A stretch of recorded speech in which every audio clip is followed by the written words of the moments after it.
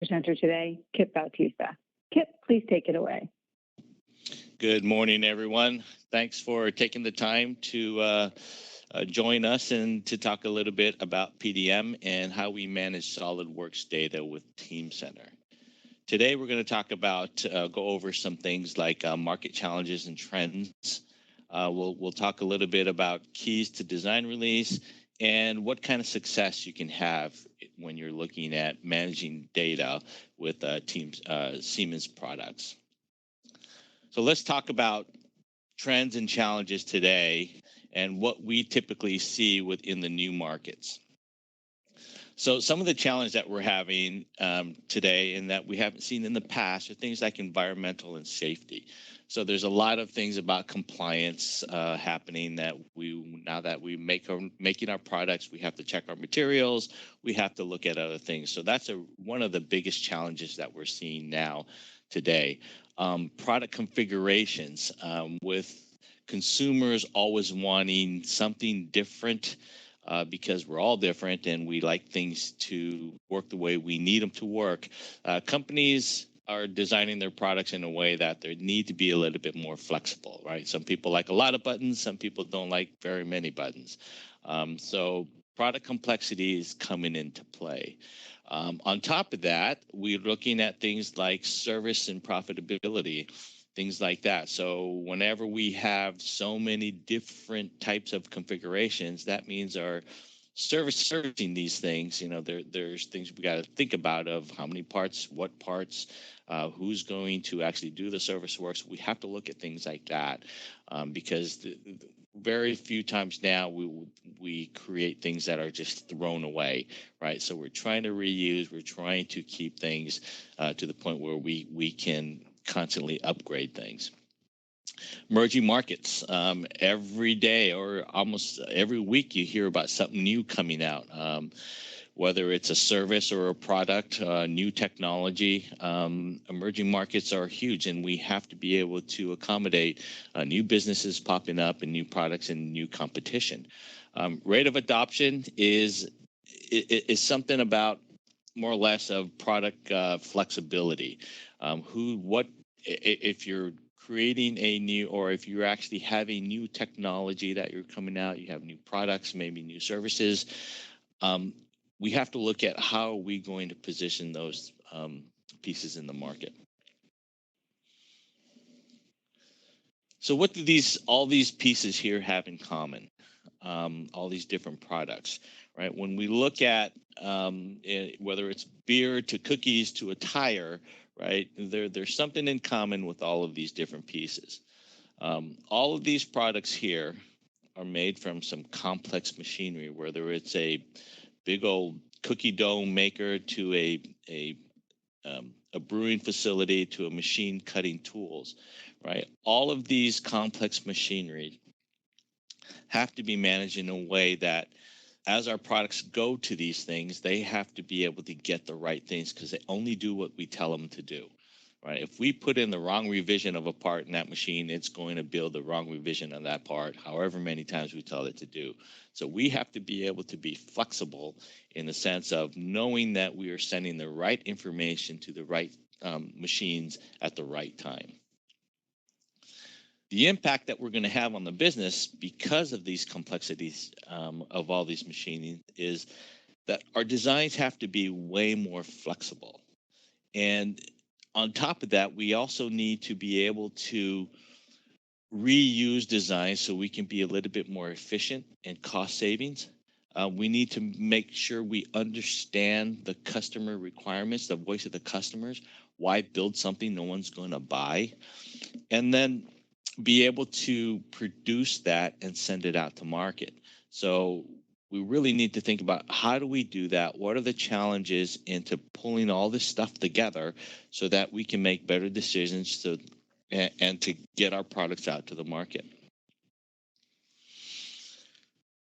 So what are the solutions to our challenges? Well, we really have to be more collaborative within our process. So having a global platform for design means that everybody sees everybody else's work. So we know the timing is there, the orchestration of when information is sent to these machines is going to be correct, on time, and everybody's on board of that. So we're not sending the wrong things at the wrong time to these machines, which is very important to have in one global platform. So let's talk about the keys to a design release and how are we going to do this in a global platform. Well, Siemens has what we call Team Center. It's a PDM system.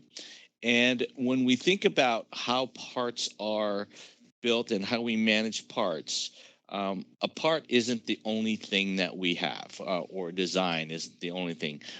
A design is usually supported by many other things, being a requirement, a configuration document, maybe some tooling, voice of the customer, you name it. A part is not the only thing we use to design anything. There's a lot of things behind it: compliance documents, verification, validation, testing, several different things. So when we look at the plethora of information that we need to do, we also need to find it. Where's my drawing, right? What is the latest, right? So there's a lot of other things that we need to look at, and then once we do find it, what's it all mean? So a lot of times we look for information. Once we find it, it's kind of irrelevant. So we have to dig through a lot of irrelevant information before we actually get to what we want. And once we do get what we want, because of the path it took to get there, we really don't know, or we really can't make the right decision on what to do next. So once we find it in a global system, because all of the documents, all of this non-CAD supporting documents are tied to it in one global environment, we can better understand it. And now that we can better understand it, we know what to do with it. So we're not digging through irrelevant information. We're getting right to the source. This part's connected to the requirement. If we're looking at a requirement, we know that this requirement is driving this part, right? Same thing with this part is connected to a test validation, right? We can look at the test validation and say, okay, we want to reuse this test validation on another similar part. Do you have to recreate it? Absolutely not. We can reuse this test validation. Now, when we change the test validation, we can actually say, well, let's see what this is going to impact and see that this test validation impacts 5 other parts. So should we change this, or should we use it and make a new one just in case, so we don't interrupt anything else going on downstream? So overall benefits, we were able to find design data quickly. Because it's linked to anything else, we were looking at relevant information. We can have a release process that's standardized and optimized, right? Documents are managed along with the product. So like I was saying earlier, every CAD part has multiple documents supporting it. And changes can be implemented quickly because they are digitized, because they're automated. Going down a change process is always the same, and we can always track, look back, and authenticate who did what, when, and traceability is much higher.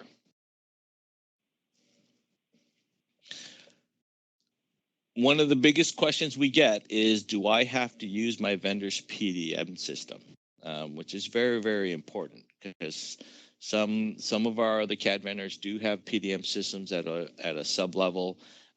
Some have some makeshift only parts kind of thing, but we really want to look at the ability to manage all the data across all platforms, and not just manage the CAD data and all of non-supporting CAD data somewhere else. The most way to be efficient is to have all that data together. So when we talk about Siemens products and Team Center in general, we talk about, what can I manage? What kind of CAD data I manage? Well, we manage all of the mainstream CAD data and ECAD data, like Cadence, Mentor Graphics, Altium, as well as CATIA, SolidWorks, and those other mainstream products.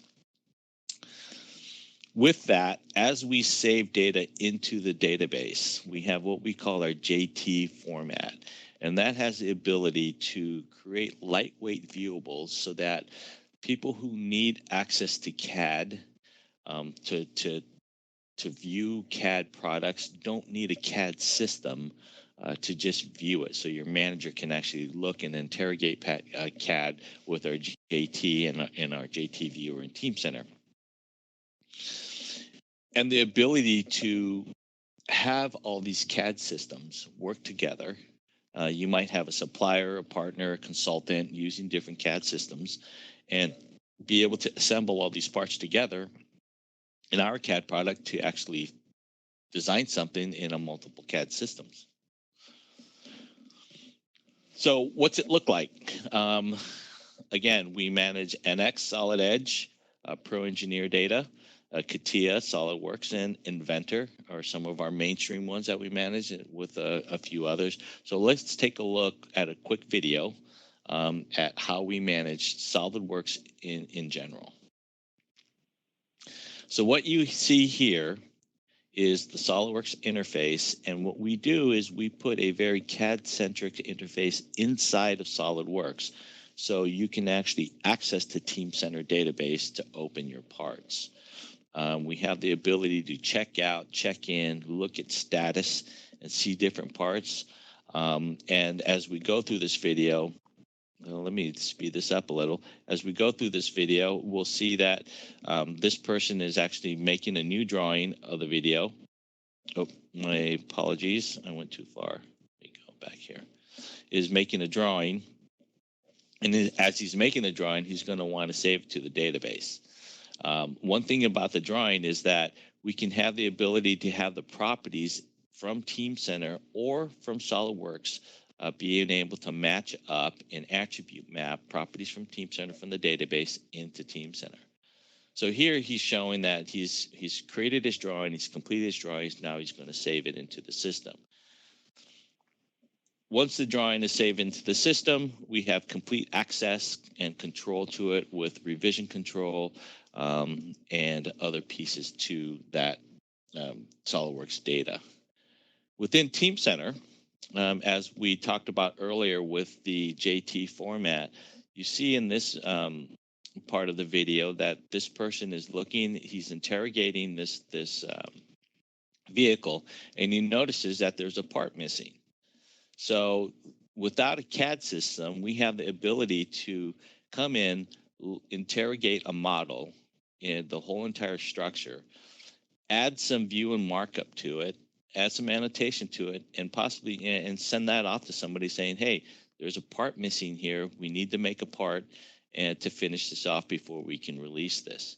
So we're looking right now, he's adding a markup, and he's going to let somebody know that here's this link is missing. Here's the size, the length of the link that we need, and possibly go look at something.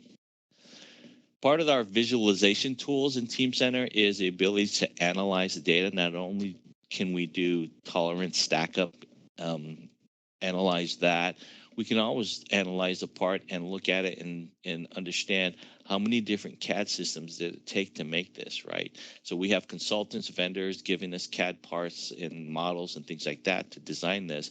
We are the keeper of this. Team Center is the keeper of the entire assembly, so we can quickly interrogate, how many CATIA parts do we have? How many SolidWorks parts do we have? And look at that. So our visualization tools has lots of capabilities that we can use without having a CAD system in place. So what are the benefits of having the CAD management system? The ability to find design data quickly, regardless of your CAD system, we can view the CAD system. Visualization tools doesn't require a CAD license. Anybody can interrogate the tools and analyze the tools, 3D CAD with our visualization tools. And then we're able to get data from multiple sources and put them all together in one environment so we can cohesively work together and collaborate. So now that we've created all of this CAD data, we've managing it within the system, changes are always going to happen. So let's talk about, how do I know when it's done, right? What do we have to do to release this product and making sure that everybody is at the same release level? All of our tooling shops, manufacturers, machine shops, paint shops, they're getting the right colors, the right revisions, and the right designs, right? How do we know? Well, in Team Center, we clearly mark everything. We have a strong engineering release process. More importantly is that when you look at the parts in Team Center within our different user interfaces, they are clearly marked as being either obsolete, released, pending, however you set up and configure the system to show your different workflows. We can manage things like a simple workflow, create, review, and release it, all the way up to a complex workflow where you're having multiple like parallel tracks that you have to do. Stopping in between a gate and just saying, we need to make a decision. Do we want to move forward?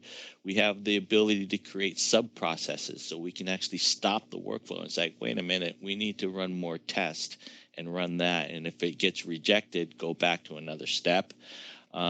As well as, this whole piece is automated. So as one step completes, the next task starts, the next person gets alerted and to say you have the next task. So that saves a lot of time from having to put a folder on somebody's desk, walk away, and hopefully they'll remember, right? There's been a lot of times when I worked in the industry, when I walked in and it's like, oh, I forgot about that.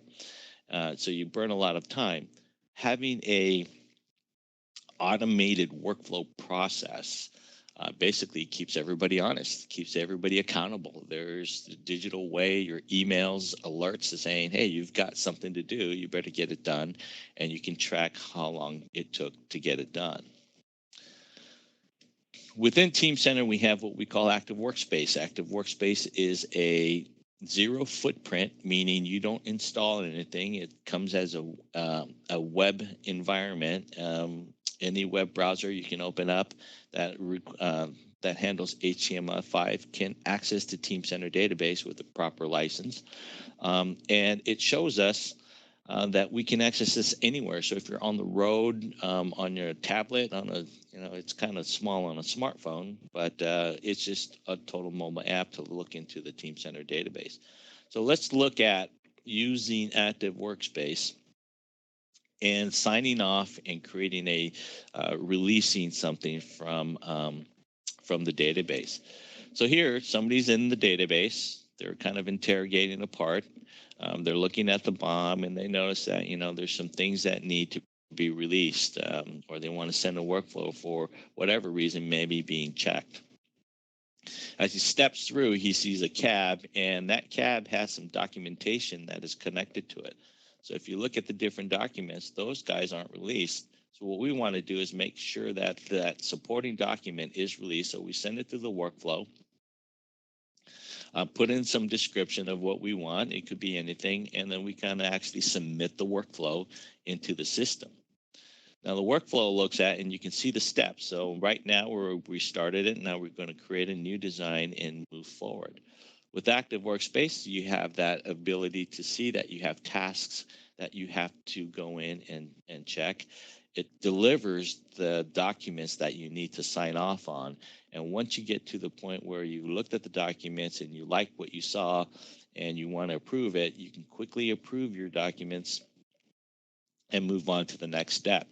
Here, somebody else logs in. He gets a new alert in Active Workspace saying, hey, you have, somebody completed their task. The next task is there and you need to complete that, and so on. So this person is actually looking at it. He's made a decision. Now he's going to approve it. And once he approves the task, it kind of moves on to the next task. So what are the benefits? Most importantly, it's automated. tasks move from one task to the next task when people sign off. What does that give to you? What does that give to you? Well, it gives you automation. It gives you repeatability. It gives you the ability to look back and see who is, where am I in the process of releasing this part? It also gives you the ability to track time. How long is it taking us to do this, so that you can always become more and more efficient without having to do a lot of guesswork. Team Center and our workflow engineering release has that ability to log that time, to have traceability reports of how long does it really take us to release a product.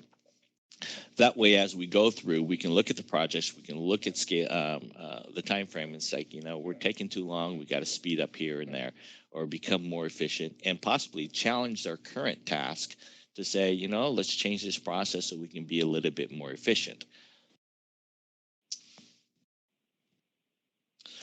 So let's talk about companies that have been successful with our Team Center product and managing our data with Team Center, right? So when we look at these larger companies like SpaceX, which they say they increase 50% productivity. We look at Hyundai, where they're saving $9.8 million by using a system that helps them improve their quality and cutting down their development time and eliminating errors.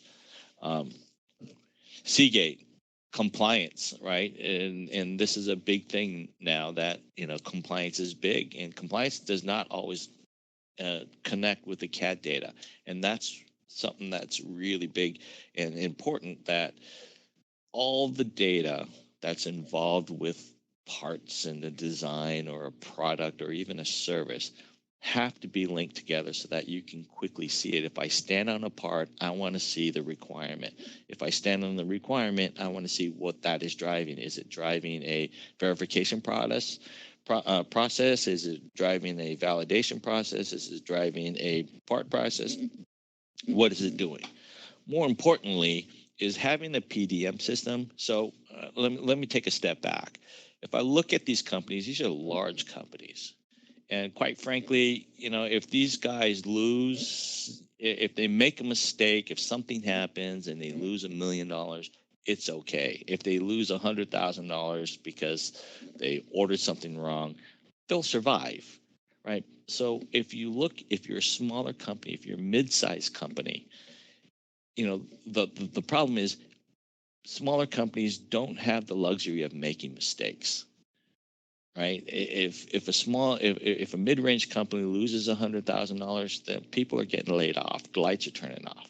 So it's really important to understand the ability to manage that data in the most efficient way possible, because mid-range companies do not have that luxury of making mistakes. These guys will, larger companies can make mistakes. Nobody likes to make mistakes and lose money, but they have that luxury of being able to recover from that.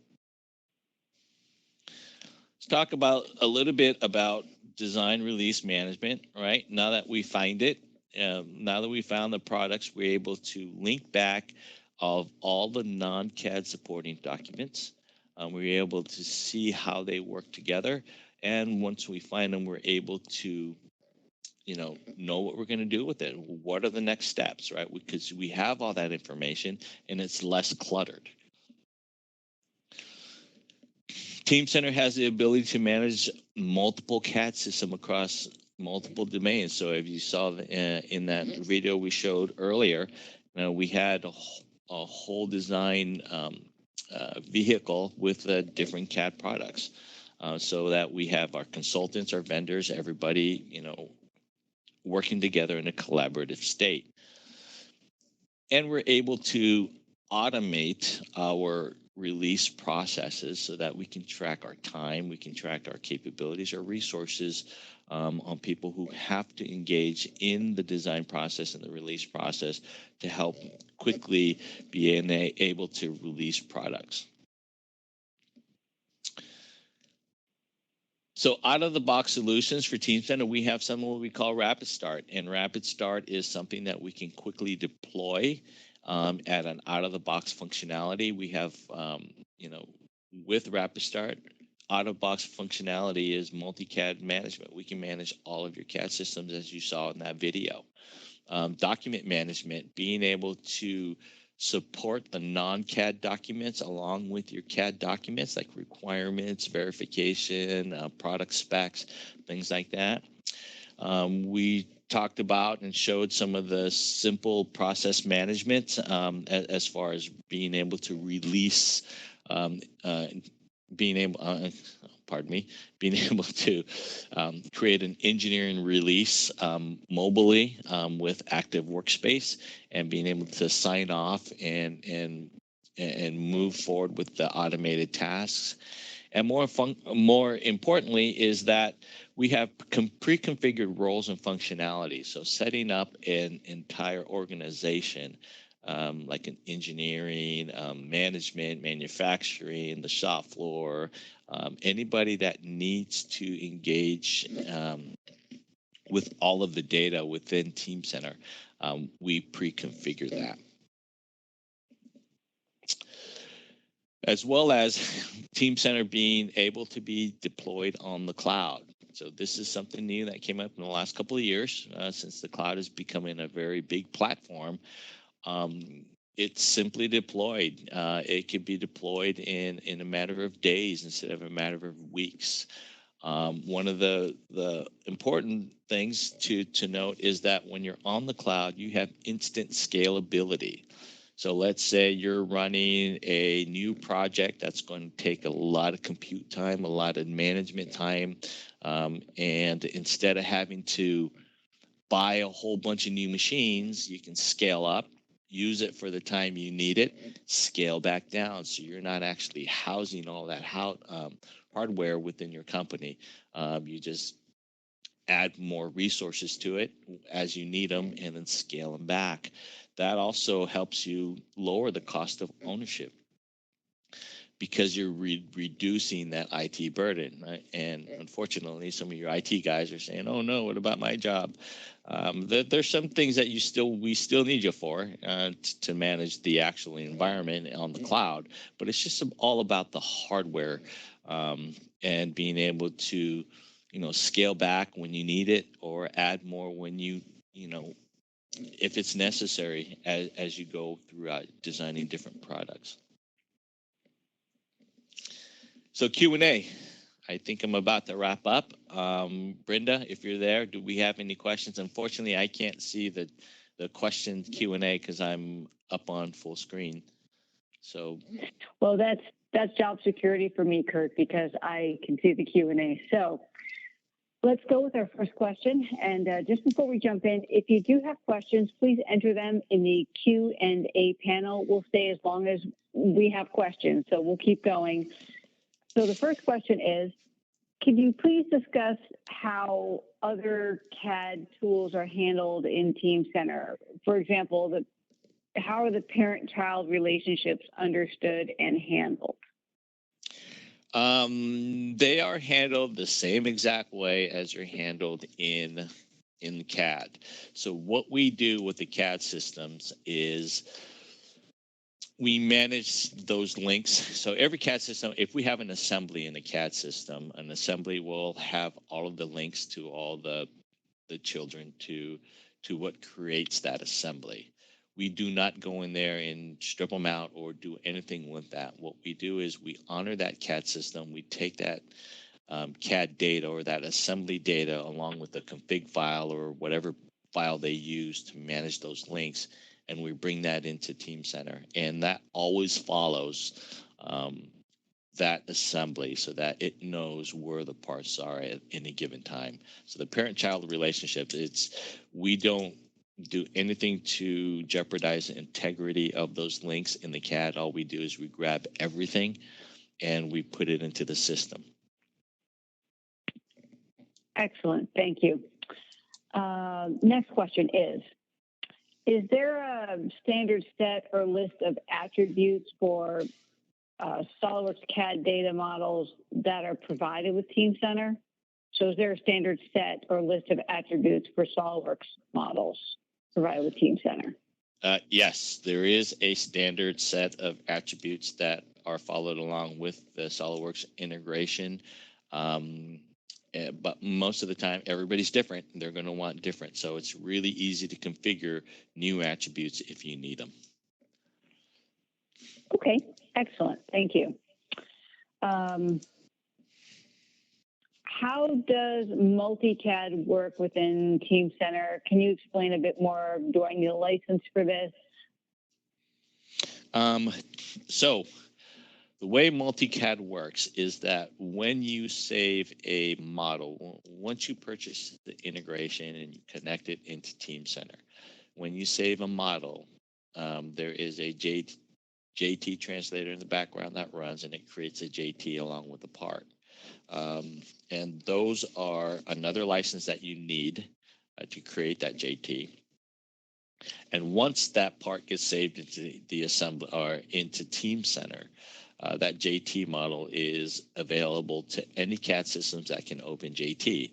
Currently, the Inventor can open up a JT, ProE can open up a JT. Our NX products and Solid Edge products can open a JT and assemble. So depending on your master CAD of record, it would have to accommodate being able to put that being able to assemble that JT together within that environment. And once that gets saved, that's how we can get that global view in Team Center with all JT data with all multi-CADs. Excellent, thank you. So our next question is, so are all mates, alignments, and equations or parameters still valid? Yes. Again, we do not do anything to the CAD, to the assembly documents from the CAD systems. All we do is grab them as is. So if they're broken in CAD, they'll be broken in Team Center. We don't interrogate any of that, or we don't go into any of the CAD files and start messing around with the properties or parameters in them. We take what Team Center sees, what that file is, attributes, mates, you name it, links, outside links, OEL links, any of that. It's all saved in the CAD product. All we do is take what you save, where you save it, and put it into Team Center. Excellent, thank you. So how do you initially load existing SolidWorks data into Team Center, for example, like a bulk load? There's two ways you can do it. There is bulk load tools that we can migrate data all into Team Center. It's an external tool that we, service contract, and we can bulk load it that way. Or you just, as you saw in the video, within SolidWorks environment, all you have to do is file open. So you file open from OS, and once it's on your screen and rendered, and there's no issues with it, any broken links or anything like that, then you do file save into Team Center database, and Team Center will look at that. It's like, am I already here? If it's already managed, it will know. If it's not, then it will say, I need a new part number. It'll give it a part number. It'll create the JT. If it's a drawing, it'll create a PDF and then save it into Team Center. So, long story short, the easy thing to understand is in SolidWorks, you can have two saves. I can save to my OS because I might not want to manage it yet. I'm just kind of doing some design iterations. And once I get to a point where I do want to manage it, I can do save to Team Center. Same as open. I can open from OS, or I can open from Team Center. Great, thank you. Now there is another question that came in the queue, and I'm just going to pause for a second before we get to that next question, and just let people know that once you exit or we end the webinar, whichever happens first, you will see a very brief survey pop up. Please do give us a couple of seconds of your time and let us know, did we bring the material you're interested in? What else would you like to see? We read each and every one of those so that we know what to bring you and what's valuable to you. So with that, let me move to the next question. The next question is, if something is checked out, can you still view the part or assembly?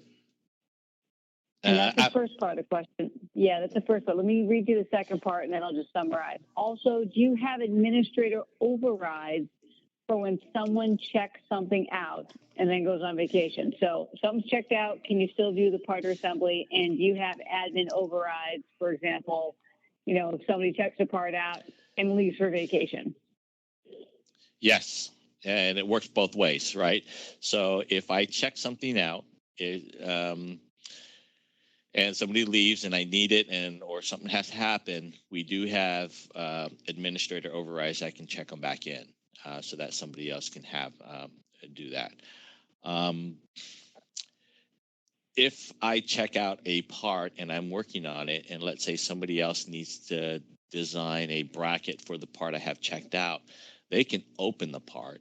They can't modify it, but they can still use the geometry around it to design a part, match holes, and do anything, as long as they don't change that part. But what happens is, if somebody does change that part and it's checked out and they go to save it, you will get alert in the CAD system saying this part is checked out. There are changes to it.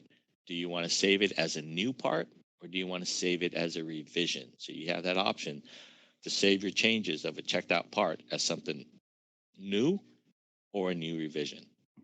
So you have to make that decision. It won't let you overwrite that checked out part. That checked out part will always be checked out to the other person, and it can't be changed. Excellent. Excellent. They answered the question. Thank you. And I have another question. Can you mix cloud access to Team Center for small remote sites with, for example, other 4-tier large user sites? Ooh, good question. That would mean a lot of IT work, because now it's all about site synchronization, database synchronization, right? If you want to mix the two and have that information going cross-platform to the two sites, then you have to have some kind of interim site to actually pull that data and synchronize both databases. It can be done, but I've never heard anybody doing it. Excellent. We almost had a stump to present your question. Great question. Thank you so much. We don't have any more questions at this point, so I'm just going to give it another 15 seconds. If you have a question, we have Kip right here with his many, many years of experience. So take advantage of him while we have him. And meanwhile, I'll just remind you that when you exit or we end the webinar, a really short survey will pop up. Please do give us your quick feedback so that we know what to bring you and what's valuable to you.